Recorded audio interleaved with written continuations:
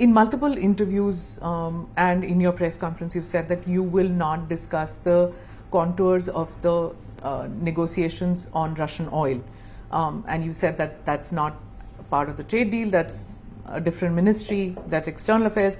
But if there is a lack of bilateral consensus on Russian oil or on defense matters, doesn't that impact in any way, doesn't that impact in a great way on the trade deal too? No, not at all. No? How can that be? Because it's a major chunk of the trade that we do with the US.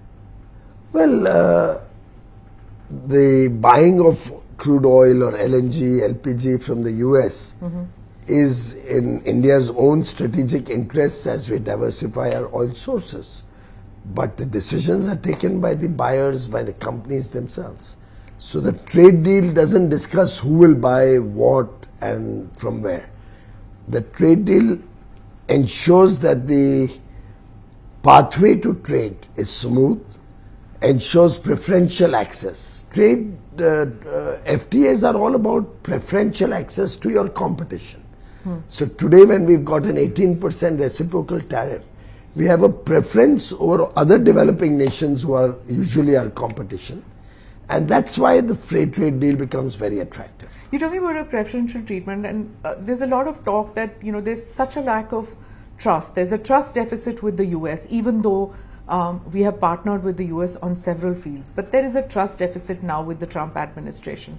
How do you trust, especially on defense matters too, how do you trust a country which is dictating to us about what we should do with a third country? I don't think there's any trust deficit between the United States of America and India, or between our leaders. So are they not dictating terms about how we should be dealing with Russia? It's there in their... I don't deal with that subject. You'll probably have to direct your question to the Foreign Office. Because this is what is happening when, it seems to most people that you're all working in silos, even though you're all part of one government. So how can you not have collective responsibility? It's not working in silos. We all work together. But if there's a nuance or a detail about the trade deal, obviously if you ask, let's say, the agriculture minister, or you ask the rural development minister, or you ask the telecom minister, or you ask the foreign minister, he wouldn't know the nuances of the trade deal. Obviously he will direct it to me, just as I will direct the issues related to geopolitics to the foreign minister.